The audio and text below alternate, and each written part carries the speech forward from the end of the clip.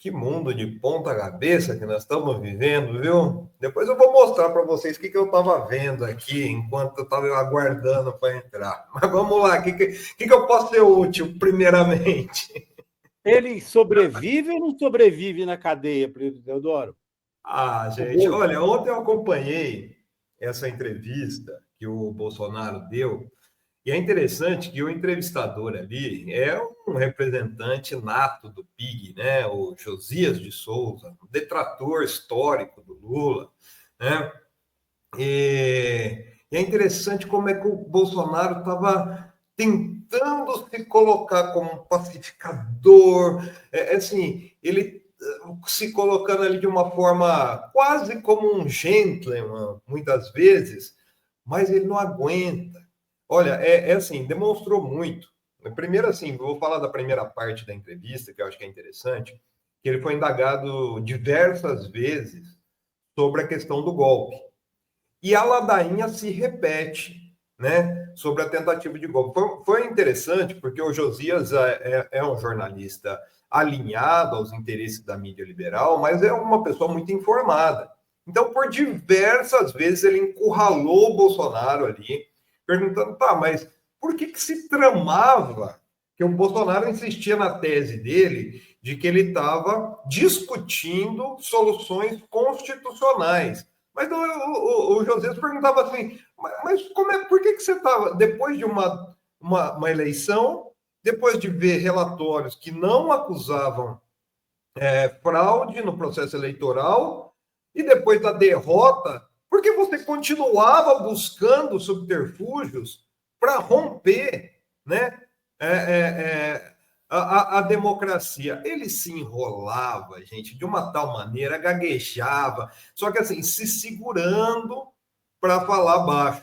Daí eu acho que o ápice da entrevista, né, foi justamente essa parte aí que eu coloquei, né, que eu puxei, né, dele se esquivar desse apoio do Tarcísio. Gente, ele está extremamente irritado, conturbado com essa situação que está se construindo em Nova York, né? Eu acho que esses governadores, depois a gente vai falar um pouco disso também, mas esses governadores, Tarcísio, Caiado, Eduardo Leite, Jorginho Melo, que era um fiel escudeiro dele, vão voltar de Nova York totalmente cooptados por esse plano que a gente já vem divulgando há mais de um mês aqui do Temer, né? Mais de um mês não, há quase um mês, né? Foi no dia 17 de abril do Temer, e o Bolsonaro está devidamente descartado. O Bolsonaro sabe disso.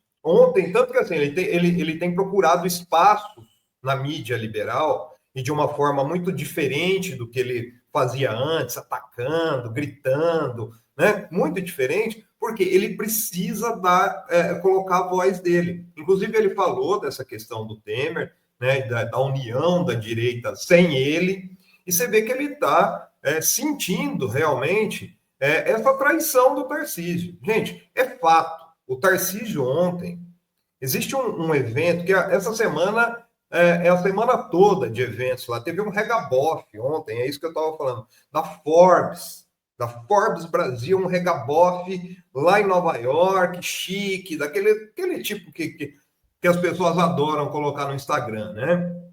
E o Tarcísio, antes disso, ele tem um certo atrito com o Dória, então ele não foi convidado para o evento do Dória, do Grupo LIDE. Mas, enquanto isso, ele conseguiu entrar num evento que é promovido pelo Citibank, né, antigo Citibank, agora é Banco Citi, que é um dos principais articuladores do neoliberalismo nos países em desenvolvimento, para expor a candidatura dele o ano que vem. Tinha 80 pessoas, quem deu isso, nada mais, nada menos, foi o Estadão, que é um braço dessa turma, né? E o Tarcísio conseguiu falar por 20 minutos sobre política, e para vocês terem uma ideia, a importância desse movimento, e que a mídia não dá devida atenção, que eu vou mostrar o motivo também da mídia não dar devida atenção, né? como a gente tem dado aqui, tem focado lá em Nova York, né? Esse evento nunca, em 30 anos de existência, nunca teve um discurso político, diretamente de um político falando de política. Foi a primeira vez na história do evento do banco, do Citibank, que reúne quem? Financistas de Nova York, né? Aqui a burguesia, a nata da burguesia golpista brasileira, né? E os representantes da doutrina aí, né, neoliberal aqui no Brasil. Tá tudo pronto e o Bolsonaro é carta fora do baralho, viu? Plínio, esse seu texto, na Folha, Temer sinaliza que mandou Moraes reduzir penas do 8 de janeiro e beneficiar Collor e Jefferson. Que história é essa? Estamos aqui com uma foto. Lá está o Dória, um morto político, mas que articula muito. Hugo Mota ao lado do Temer no evento de Nova York, tramando. Qual é essa trama aí para reduzir a pena? O que ele disse? Exato. Então, tem inclusive nessa matéria, não sei se a gente pode colocar, mas tem 2 vídeos do LIDE. O que aconteceu? Os governadores participaram de debates durante a manhã, nesse evento, e depois o Temer fez o fechamento.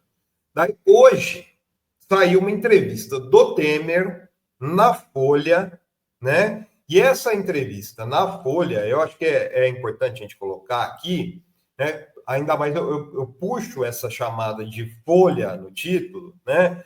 Porque a Folha também faz parte desse consórcio aí. Ele fala com todas as letras, né, ali. Olha, ele dá toda a sinalização de que fui eu que mandei pacificar o país, reduzindo as penas dos golpistas aí do 8 de janeiro, e também em relação ao Collor e ao Roberto Jefferson. Gente, só lembrando, antes de eu colocar as frases, Collor é o caçador de marajás. A gente falou disso ontem, inclusive, né? Então, foi quando a gente fala desse consórcio burguês, né? O Collor foi um dos grandes próceres aí desse consórcio burguês lá nos anos 1990. E quem foi Roberto Jefferson? Roberto Jefferson foi quem cunhou o termo mensalão para colocar no governo 1 do Lula, que era um governo esplêndido, a pecha de corrupção para ser usado como discurso eleitoreiro. E onde que o Roberto Jefferson cunhou esse termo? Numa entrevista a Renata Lopretti, hoje na Globo, na Folha, quando ela estava na Folha de São Paulo, quando ela era editora do painel na Folha de São Paulo, né? Então é interessante isso, e daí o Temer fala aqui, ó, falou assim, ó, isso falou para a Folha, né? Daqueles do 8 de janeiro, ele já liberou muita gente. Ele quem? Moraes, né? Então ele fez uma coisa adequada no momento que deveria fazer, não é? Para garantir as eleições, e está fazendo agora com vistas à pacificação do país. Pacificação do país é um discurso do Temer para unir a direita. Daí ele continua aqui, ó. Aquelas penas de 14, 15, 17 anos devem ser reduzidas. Isso está começando a acontecer e há instrumentos jurídicos para isso. Quem está fornecendo os instrumentos jurídicos para que o Moraes reduza as penas dos golpistas? Simplesmente uma pessoa que, abre aspas novamente, se coloca como uma pessoa com uma certa quilometragem na área universitária. Foi dessa forma que o Temer se apresentou no evento do Dória.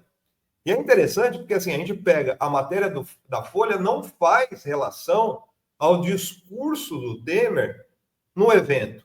Só que no evento, ele diz aqui, ó, primeiro a Folha, ele diz que o Moraes não é radical, abre aspas. Tanto não é radical, e eu vou dar exemplos concretos, que ao longo do tempo você percebe que começou a liberar pessoas. Você viu que o Fernando Collor foi para domiciliar, né, prisão domiciliar, Roberto Jefferson também.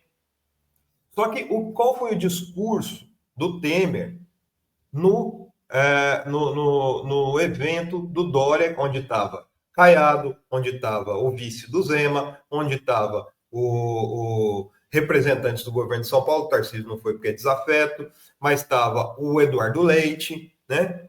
Que o Temer falou com todas as letras que o Brasil, aqui ó, eu confesso que não tenho absolutamente nada contra a polarização, mas a polarização de ideias, a polarização de programas, de sistemas, de ideologias, que é fundamental para democracia. E depois ele fala aqui, né, que uma coisa que você faz aqui no LIDE, falou para o Dória, né, com muita frequência, o que eu acho intolerável é a radicalização. Então, esse vai ser o discurso, né, dessa ultradireita, falando assim, ó, o Lula e o Bolsonaro são radicais, a gente polariza o debate. Então, tá tudo certo ali, e isso conta com essa articulação do Temer, né, e com a gerência que ele tem ao Alexandre de Moraes, que deve devoção a ele pelo simples fato de ter sido alçado ao STF pelas mãos desse ex-presidente golpista, viu, gente?